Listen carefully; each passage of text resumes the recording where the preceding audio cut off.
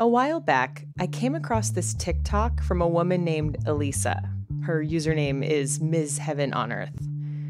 She's on the beach, and it starts out with a selfie view as she gets up from a beach towel, and some unseen strangers tell her that a man had been taking pictures of her while she was sleeping. They pointed him out, and she did what I could never do in a million years. She walks over and confronts him. Oh, why are you recording me while I was sleeping? I ain't recording you sleeping. Yeah, I had like 3 people just told me that you were taking pictures of me while I was sleeping. Just their feet. No. She makes him delete the pictures off his phone, along with some pictures of high school girls who were sitting near her, then takes his phone and deletes the deleted pictures from the trash. Her bravery is incredible, and I think it might be a product of the area. The beach is right next to Coney Island, and this is clearly a take-no-shit NYC girl through and through. But what stuck out to me was his excuse. He wasn't taking pictures of her butt, he says. He was taking pictures of her feet. He says it again later. I didn't mean no harm or disrespect. No, it's disrespectful. Because what if I did that while you were sleeping and took pictures of your butt? Are you serious? It was on your feet. You got my back end. That's crazy. That's so crazy. The idea that it's more okay to take creep shots of a person's feet than some more traditionally sexualized body part is one of the things that makes foot fetishes complicated, at least to me. There's an aspect of manipulation there. You don't know if the person has a foot fetish, and they're taking advantage of that fact to take the kinds of pictures that would be a clear ethical violation if the person had more garden variety interests. The same goes for sites like WikiFeet, where people post pictures of feet belonging to famous and semi-famous women. If the site were devoted to the boobs or butts of famous women, there might be more of an outcry, but because it's feet, it's just something strange. Of course, not everyone with foot fetishes acts the way this guy on the beach did. And considering that it's one of the world's most popular fetishes, the creeps are likely a very small minority. But here's my argument. Some people with foot fetishes act creepy because society sees foot fetishes as creepy. Someone who feels shunned by society will do things that get them shunned by society because they've got nothing to lose. The more we understand and welcome foot fetishes as just one more colorful form of human sexuality, the better off everyone will be. And today, we're learning all about them. I'm Ashley Hamer, and this is Taboo Science, the podcast that answers the questions you're not allowed to ask.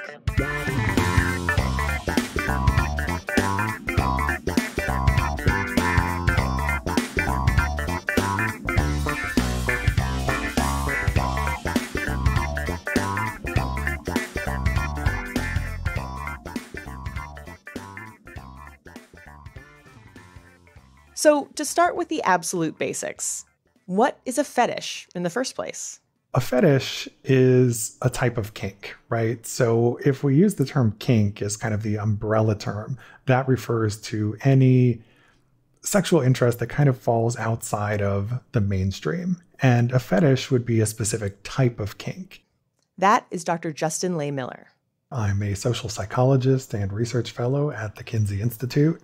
I run the Sex and Psychology blog and podcast, and I'm author of the book, Tell Me What You Want, The Science of Sexual Desire, and How It Can Help You Improve Your Sex Life. I mentioned that book on the last episode. It's the result of surveying more than 4,000 Americans about their favorite sexual fantasy of all time. It uncovered a lot of useful information, not only about less researched interests like foot fetishes, but also about how a person's fantasies are connected to their personality traits, where they live, or other elements of their personal background. We'll talk more about that later. And so with fetishes, what we're talking about are having a fascination with a particular sensation or object or non-genital body part. And so it's really just this enduring fascination with something that's, isn't typically a part of common sexual practices. So that could be something like feet or shoes. It could basically be anything that you can think of, right? People can have fetishes for virtually anything. And I think it's important to note that fetishes are multisensory. So what it is that turns somebody on who has a fetish might be the look or appearance of something. It could be the taste or smell of it. It could be the sound of it. It could be multiple senses all combined at once. So fetishes are kind of diverse in terms of their meaning to the individual. Something you may have heard about fetishes is that they're exclusive. If someone is into feet, feet are the only thing that can turn them on sexually. They get nothing from quote-unquote normal sex. Like most things in human sexuality, this is only true of some people. Fetishes vary across persons in terms of their strength and intensity. And for a subset of people, fetishes are these requirements for arousal and orgasm. Like they have to have that fetish object in order to obtain sexual pleasure or gratification. However, for many people with fetishes that are on kind of the more mild end of the spectrum, the fetish is really just an enhancer to sex. And so they can still enjoy non-fetish sex to a very great degree or level. And if the fetish is added to it, that's just like an extra bonus, right?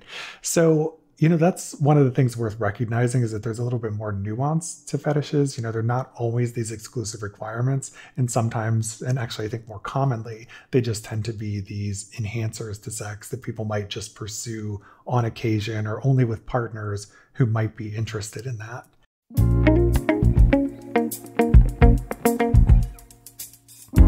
So here's the eternal, unanswerable question.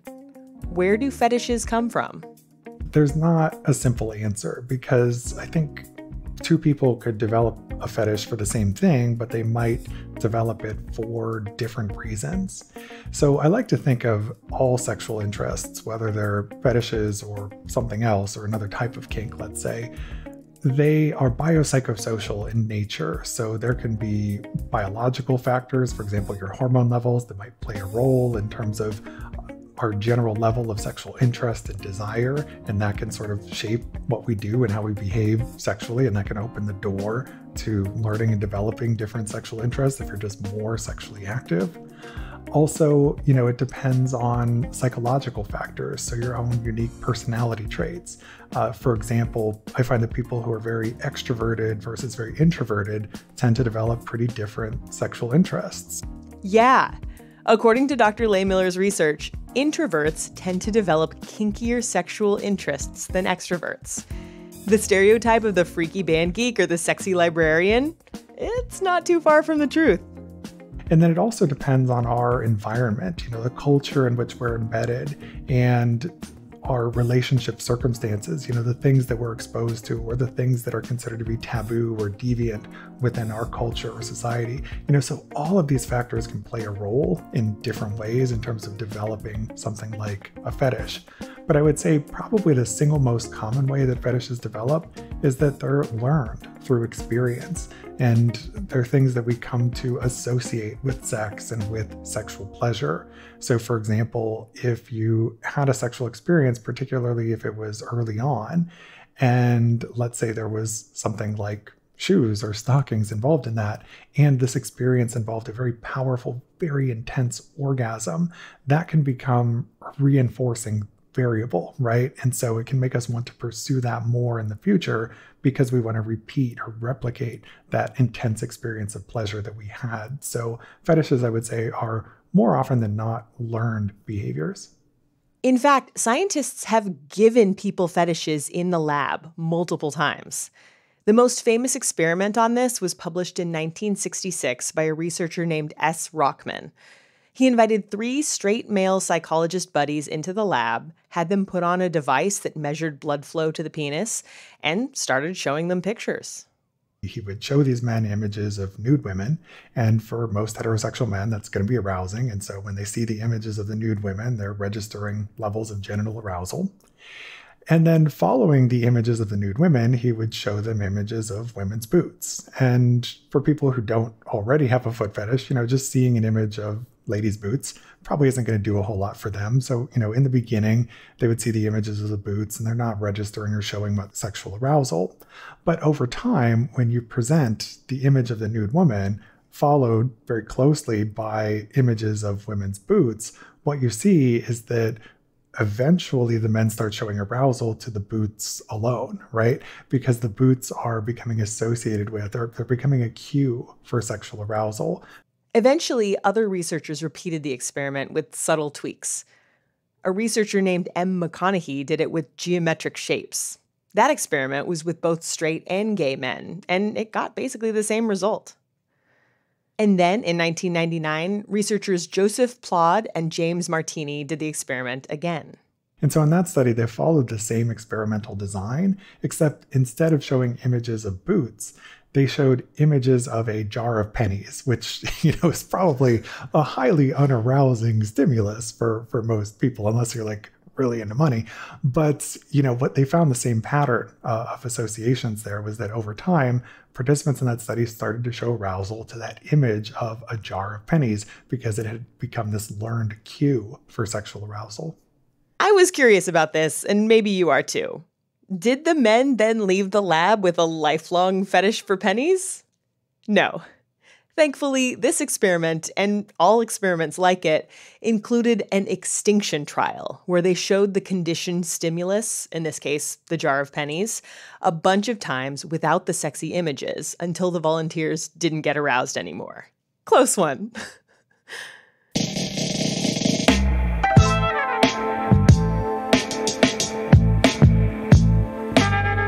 But if there's one thing you've heard about the scientific reason for foot fetishes, it's probably this. One that often gets thrown around is that in the brain, the areas for sensation where we register that in the brain for the feet are actually in very close proximity to the areas where we get genital sensation. And so the thought is that maybe there's some overlap or even cross-wiring in some people that kind of leads this, foot sensation or stimulation to be kind of associated with sexual arousal. This idea was first posed by neuroscientist V.S. Ramachandran in the 90s. The part of the brain we're talking about here is called the somatosensory cortex. It's a narrow strip on the outside of the brain that contains basically all of the sensory brain cells that connect with different parts of your body. It's almost like a map. The tongue neurons are next to the teeth neurons, which are next to the mouth neurons, which are next to the face neurons, and so on. Until you get to the hands and feet. For some reason, the hands are mapped next to the face, and the feet are mapped next to the genitals. A psychology researcher named Martha J. Farah came up with a fascinating explanation for this. See, we're pretty sure that connections in the somatosensory cortex form in the womb.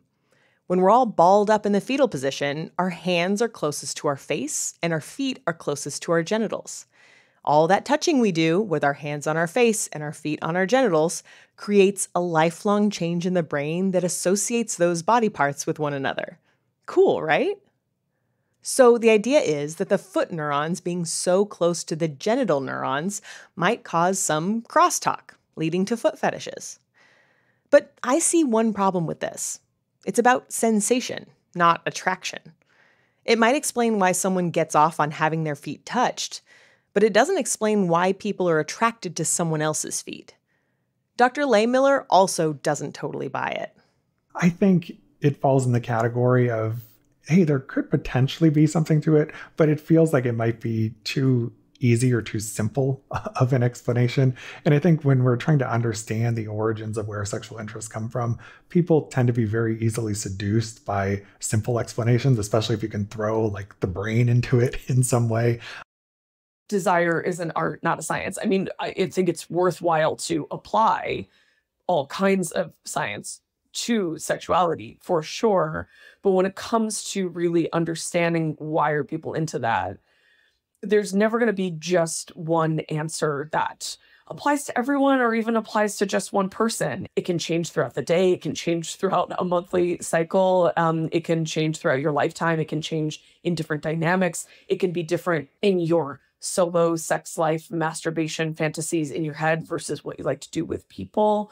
It can surprise you. So as elusive and sometimes maddening as that can be, I do think that we have to accept that sexuality is like slippery, if you'll forgive the use of that word. And it's like the sun, you like shouldn't look at it directly. That is Tina Horn. I'm a writer, identify as an educatrix, combining my background in professional BDSM with education of all kinds across many mediums. I'm also a podcaster. I have a podcast called Why Are People Into That? The book version of Why Are People Into That is going to be out from Hachette Press in June 2024. Meaning it's out now. I've read it. And if you're at all interested in the stuff that I talk about on this podcast, you are going to love it. Tina also has certain interests that are relevant to the topic at hand. You are into feet, correct? Do you want to see my feet? No, thank you. I believe, I'm sure they're lovely. Great. Well, that's good because I would have to charge you. Okay, so why are you into feet? This, probably like says a lot about the way that I see the world and that I see sexuality. Like I see feet as having like an enormous amount of personality and as being like little characters.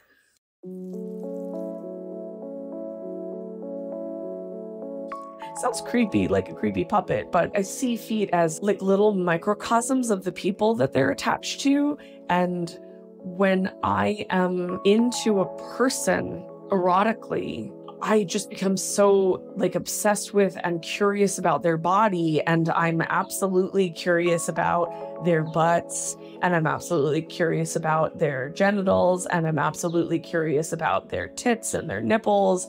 And I'm like absolutely curious about their face, their hair, all the hair, all the places on their body. And like feet just kind of feel like a part of many people's bodies that just has sort of so much to say about who they are. And I like love to worship them both in a devotional way, but also in a just like being a sensory pig and wanting to just like rub my face up against the people that I like. I'm a very like scent motivated person, so feet tend to have a strong scent that tells you a lot about a person. I mean, I personally like things that are stinky, but even if someone's feet aren't particularly like sweaty or stinky, like that still also says something about them, and that's interesting. I feel like people neglect their feet, so I like to take care of them. I like to give people pleasure by rubbing them and worshiping them. I like to see the look on somebody's face when I just like want to get my face up in their feet. There's also an element of submission in foot worship that appeals to some people. I'm not an extremely submissive person, but I have definitely had experiences of being in the bottom position in a kink scene and having somebody put their feet on me in a way that was sort of like, I'm not in charge, I'm not in control. Some people love to be objectified as like a footstool. The sort of like taking care of somebody's feet or pampering their feet is very much an act of service, right? So if you want to think about that as a love language, an act of service, but also service is a very big part of a lot of leather community, BDSM play for a lot of people. So, being in service to someone by taking care of their feet, trampling, pressure. I mean, I love to walk on people.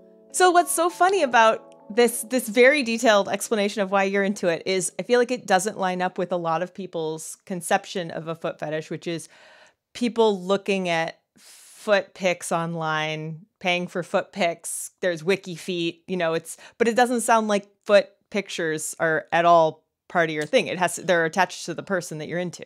Oh, that's interesting. I mean, I'm not a super visual person, but there's no moral valence to that. Like I'm much more of a sensory, tactile kind of person. So I do want to stress that I don't think that there's anything wrong with enjoying looking at pictures of feet and being a visually motivated person, or even the sort of foot partialism of fixating on feet and like not really caring who they're attached to. Like if there's a certain kind of foot that you enjoy looking at, enjoy fantasizing about, and you don't really care if it's attached to, like, your mom's friend at the pool or Emma Stone, I don't know, or, Ryan Gosling, whomever, Idris Elba. Sure, Idris Elba has amazing feet, actually, now that I think about it. Yeah. So I want to stress that my interest in feet often does have to do with who they're attached to and, like, having an experience with that person, but it's also just because I'm more tactilely motivated. So somebody who is more visually motivated might enjoy looking at pictures of feet. And also sometimes people who enjoy looking at pictures of feet do get an erotic charge from the person that they know that it is connected to. So sometimes the pictures are not disembodied. Sometimes it's, the foot is in focus in the foreground of the frame, and, the person is attached to it, extending behind it. And sometimes, being sent foot pics by someone who you would like to fuck or you find attractive can be a part of the visual element as well. As a woman, Tina is outside the majority for this fetish. Men are more likely to identify as having a foot fetish than women. And according to Dr. Lehmiller, there's probably a cultural reason for that.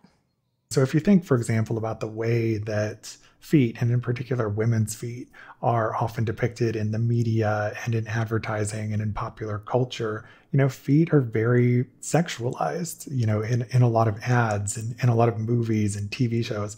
If you think about, for example, the prominent role that footwear played in shows like Sex and the City or in the movie Barbie, and, the way that women's feet are depicted, I think that is one of the things that can start to create this association between feet and sexual arousal. And we can kind of learn that over time through what we're exposed to.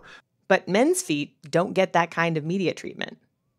I mean, just try and think for a moment. Can you think of any examples of men's feet being depicted in very sexy ways? Like, when men's feet are shown or discussed in the media, they're often talked about as kind of being gross, right? As opposed to being like a sex symbol. So, I think that's part of the reason for why there's a big gender difference there.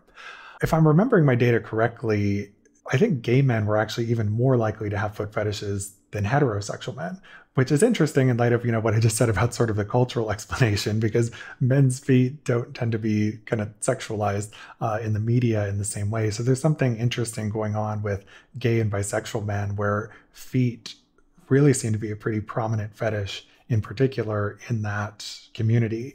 And something that's worth mentioning is just that in general, sexual minorities, and in particular, sexual minority men, tend to have more kinks and fetishes compared to cisgender heterosexual people. And I think one possible explanation for that is when you've already sort of broken the norms or violated one sexual taboo, and if you're gay or bisexual, you've already violated the norm of heterosexuality.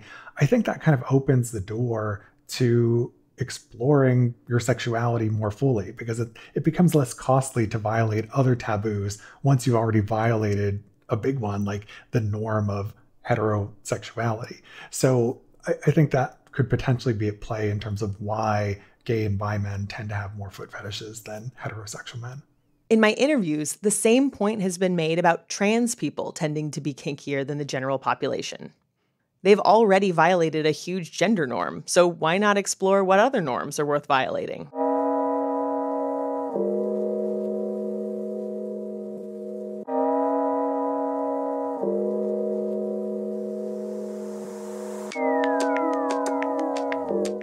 To come full circle, I wanted to ask my guests about why people with foot fetishes have a stereotype of being creepy, like the guy in the TikTok at the top of the show. Why does that stereotype exist?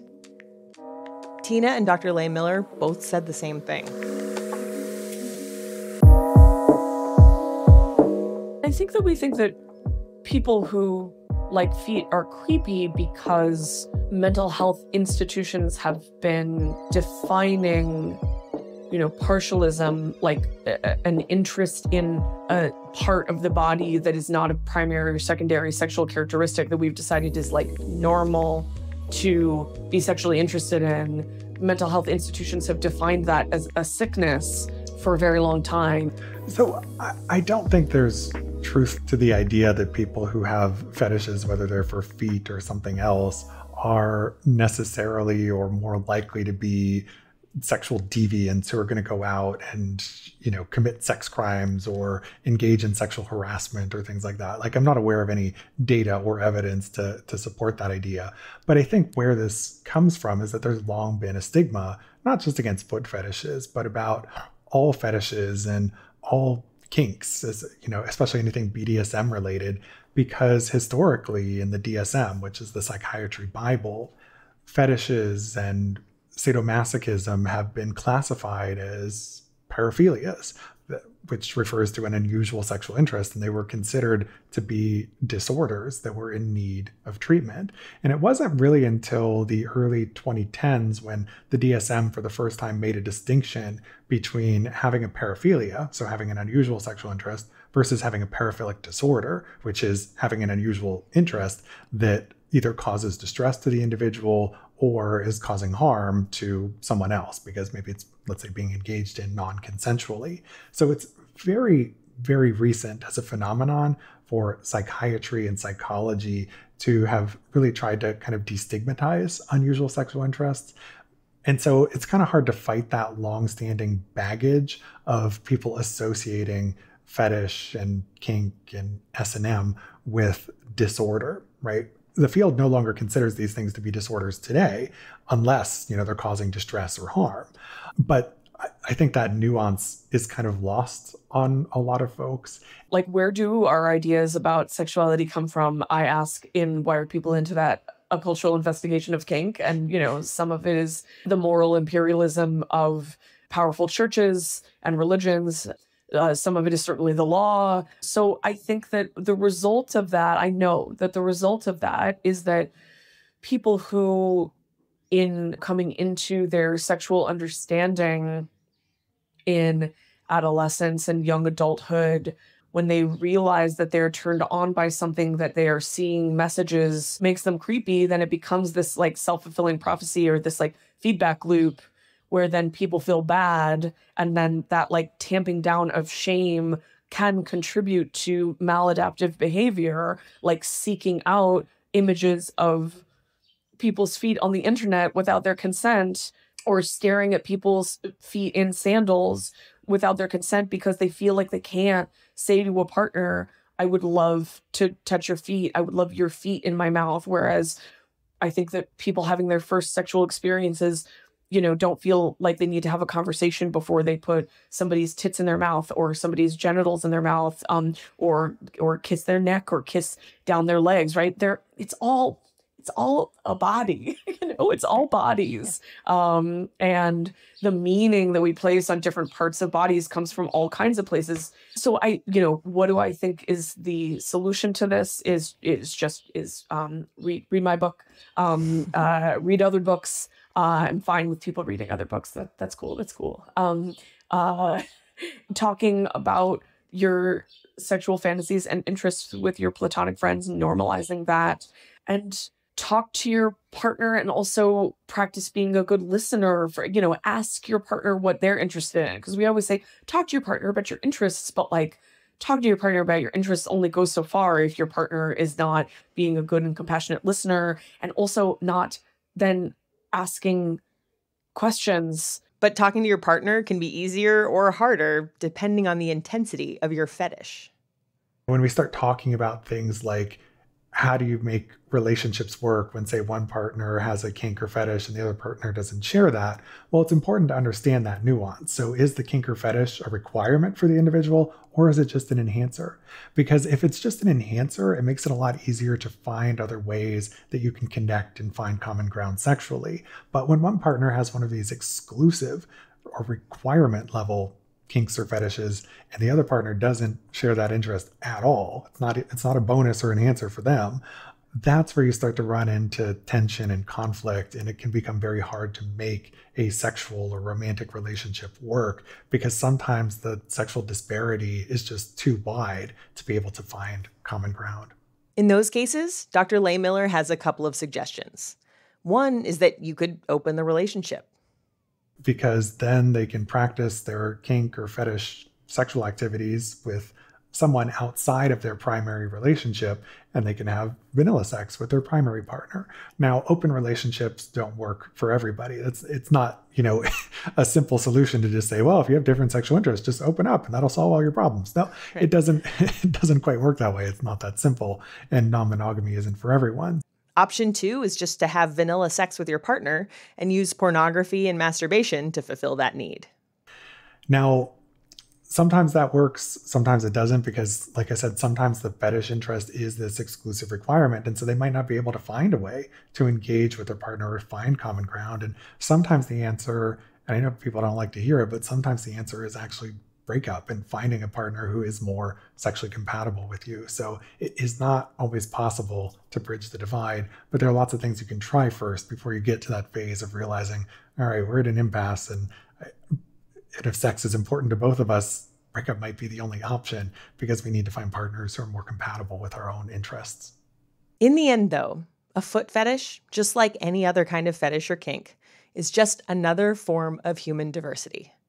When society better understands that, maybe they'll start to normalize it. And when we start to normalize it, it stops being creepy and starts being something people feel comfortable expressing to their partners and finding sexual fulfillment as a result. No wiki feet necessary.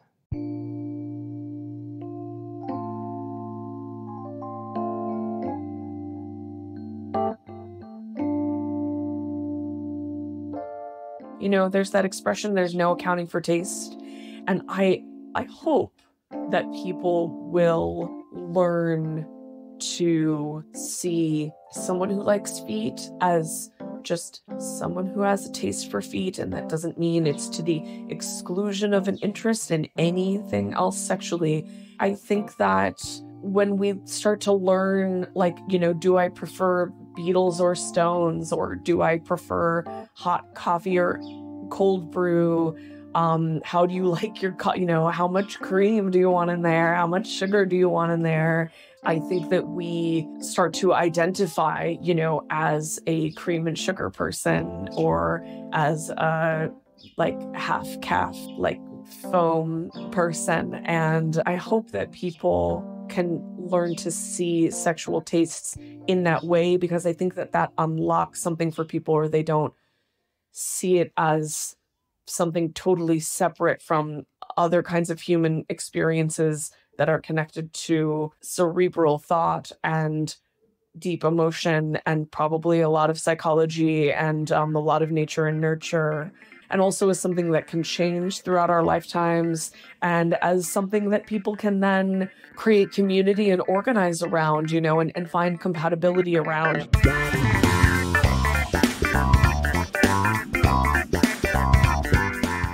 Thanks for listening. Huge, massive thanks to Justin Lehmiller, who I badgered for 8 months, I am not kidding, to come on this podcast and talk about fetishes. His book, where he surveyed 4,000 people about their sexual fantasies, is Tell Me What You Want: The Science of Sexual Desire and How It Can Help You Improve Your Sex Life. He also wrote a textbook called The Psychology of Human Sexuality. His podcast is the Sex and Psychology Podcast, and you can find that the same place you found this podcast. Big thanks also to Tina Horn, whose fantastic book is Why Are People Into That? A Cultural Investigation of Kink. Her podcast is also called Why Are People Into That? And both the book and the podcast cover a lot more kinks that this miniseries didn't have time to cover. You can find links to everything I just mentioned in the show notes. Taboo Science is written and produced by me, Ashley Hamer. The theme song is by Danny Lopatka of DLC Music. Episode music is from Epidemic Sound. This is the final official episode of the Philias miniseries. We made it! We'll be wrapping up with one extra episode where I'm interviewed about what I learned and other behind-the-scenes details about the show. If you've got questions for me, you have a little more time to get them in. Send them to ashley@tabooscience.show or tweet them at tabooscience. Thank you to everyone who sent in questions so far. Thank you for coming with me on this journey. I hope you tune in to the final episode in 2 weeks. I won't tell anyone.